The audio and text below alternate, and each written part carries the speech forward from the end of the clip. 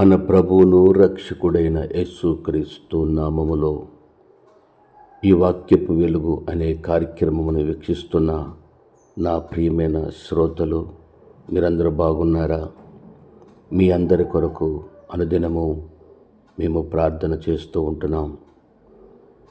మీరు ఆరోగ్యంగా ఉండాలని, మీ కుటుంబాలు దీవించబడాలని ఈ కార్యక్రమమును వీక్షిస్తున్న మా ప్రియ శ్రోతలందరి కొరకు మేము ప్రార్థన చేస్తూ ఉంటున్నాం. అనేకమైన ప్రజలకు ఈ వాక్యమును అందించాలనే ఒక ఉద్దేశముతోనే ప్రతిరోజు ఉదయకాల సమయంలో మీ కొరకు ఈ అనుదిన వాక్యమును మీకు పంపిస్తూ ఉంటున్నాం. దీని వెనక ఎంతో ప్రయాస ఉంది. దీని వెనక ఎంతో గంటలు వెచ్చించి మీ కొరకు ఈ వాక్యమును పంపిస్తూ ఉంటున్నాం.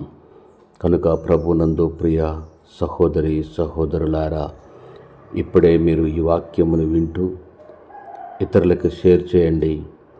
మీరు కనీసం ఒక 10 మందికైనా మీరు ఈ వాక్యమును పంపించగలిగితే కొంతమందికైనా ఈ వాక్యం అందించబడుతుంది. కొందరైనా యేసుక్రీస్తు ప్రభు తన సొంత రక్షకుడుగా అంగీకరిస్తారు. వారు కూడా మీ వలె రక్షించబడాలనేదే మా యొక్క ఉద్దేశము. భూలోకములో ఏ మానవుడు నాశకరంధ్రములో జీవాత్మ కలిగిన ఏ మానవుడును ఏ నరుడును నశించిపోవడం దేవుని చిత్తము కాదు. అందరూ రక్షించబడట కొరకే ఆయన భూలోకమునకు దిగివచ్చి ఉన్నాడు. లోకమును ఆయనంతో ప్రేమించుచున్నాడు గనుక ప్రేమించబడుతున్న తన ప్రజలను నశించిపోకుండా ఉండటం కొరకే ఆయన భూలోకమునకు వచ్చి ఆయన ప్రేమను పంచి తన శిలువలో తన ప్రాణాన్ని త్యాగం చేశాడు. కనుక ఆ శిలువ వార్తను అనేకమైన ప్రజలకు పంపించటం కొరకనే ఈ ప్రతిరోజు ఈ వాక్యమును మీకు పంపిస్తున్నాం. ఇది ఒకవేళ మీకు రోజు పంపిస్తున్నాడేంటి అని మీకు ఒకవేళ అనిపించవచ్చు. కానీ మీ ద్వారా ప్రపంచమంతా ఈ వాక్యం చేరాలనేదే మా యొక్క కోరిక, ఆశ. కాబట్టి మీ వంతుగా మీరు అనేకమైన ప్రజలకు ఈ వాక్యమును షేర్ చేస్తారని, ఈ వాక్యము మీకు ఆధ్యాత్మికంగా మిమ్మల్ని బలపరుస్తున్నట్లయితే మాకు తప్పుకోకుండా ఆ ఫోన్ నెంబర్ ద్వారా మమ్మల్ని సంప్రదించండి. మీ కొరకు తప్పక మానక ప్రార్థన చేస్తాం. ప్రభునందు ప్రియ సహోదరి సహోదరులారా, ఈరోజు దేవుని వాక్యము మనతో ఈ విధంగా మాట్లాడుతుంది. మార్కు సువార్త 11వ అధ్యాయము 17వ వచనములో ఈ విధంగా యేసుక్రీస్తు ప్రభుల వారు ఈ విధంగా చెప్తూ ఉన్నాడు.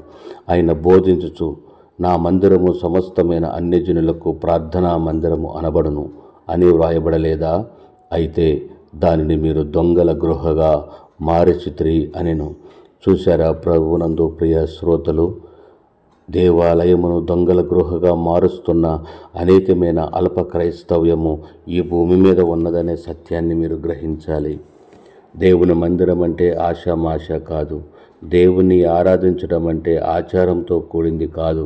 దేవాలయములో తన సంపూర్ణ సంతోషము, సమాధానము దేవుని మందిరములో ఉన్నది. ఆ మందిరములో పరలోక రాజ్యమునకు నిన్ను పంపించుట కొరకే సిద్ధపరచటానికి కట్టబడిన మందిరమే దేవుని మందిరము. ఆ మందిరములో ప్రతి ఒక్కరి జీవితము మార్చబడాలి. ఆ మందిరములో ప్రతి ఒక్కరి జీవిత విధానం మార్చబడి క్రీస్తు రాక కొరకై సిద్ధపడి క్రీస్తు సారూప్యము ఏర్పరచబడే వరకు ఆ మందిరములోనే నిన్ను సిద్ధపరచవలసిన మందిరమే ఆ దేవుని మందిరము. ఆ మందిరమును అపవిత్ర చేస్తున్నారా? ఆ మందిరమును దొంగల గృహగా మారుస్తున్నారా? ఆ మందిరములో వ్యాపారముకు సంబంధించిన ఏమైనా పెడుతున్నారా? అయితే మీరు తప్పు చేస్తున్నారు. దేవుడు ఎక్కిరించబడడు.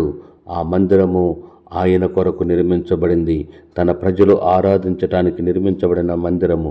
ఆ మందిరము ఎప్పుడునూ పరిశుద్ధముగా ఉండాలనేదే యేసుక్రీస్తు ప్రభుల వారు కోరుకుంటున్నాడు. ఆ మందిరానికి నువ్వు నిత్యము వెళ్తూ ఉండాలి. ఆ మందిరములో ప్రతిరోజు నీ ఆయన మందిరములో నువ్వు ప్రతిరోజు మోకరించి ప్రార్థన చేసి నీ పాపములు ఒప్పుకుంటే, నీ అతిక్రమమును ఒప్పుకుంటే నీ కుటుంబం మీదున్న శాపమును నా ప్రభు కొట్టివేస్తాడు. నీ మీదున్న ఆ శాపమును దేవుడు కొట్టివేస్తాడు. ప్రభునందు ప్రియ శ్రోతలు వింటున్నారు కదా, ఈ వాక్యము నిన్ను బ్రతికించేది. ఈ వాక్యము నీ జీవిత విధానాన్ని మార్చేది. ఈ వాక్యము జుంటు తేనె దారుల కంటే అది మధురమైనది. ప్రతి వ్యక్తిని మార్చేది, రక్షించేది ఈ వాక్యమే.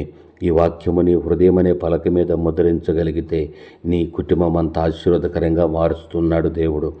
కనుక ఇంతవరకు ఒకవేళ నువ్వు యేసు ప్రభువుని అంగీకరించకుండా ఉంటే, యేసయ్య నీకు ఇంతవరకు ఎరగకుండా ఉంటే, ఇప్పుడే తడువు చేయక యేసు క్రీస్తు నామములో ఆయనే సొంత రక్షకుడని అంగీకరించి యేసు నామములో నీవు బాప్తిస్మం పొంది యేసుకు సొంతమవు. తప్పకుండా నీ కుటుంబం ఆశీర్వాదకరంగా దేవుడు మారుస్తాడు. మరి ఆలస్యం చేస్తున్నావా? అయితే ఈ వాక్యం విన్న వెంటనే నువ్వు మారు మనసు పొంది నీకు దగ్గరలో ఉన్న దేవుని మందిరమునకు వెళ్ళు.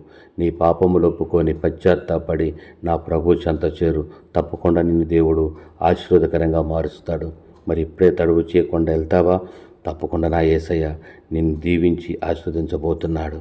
ప్రభునందు ప్రియులారా, ఈ వాక్యము నీకు ఏమనిపించింది? ఈ వాక్యము ద్వారా నీ మనసు మార్చబడిందా?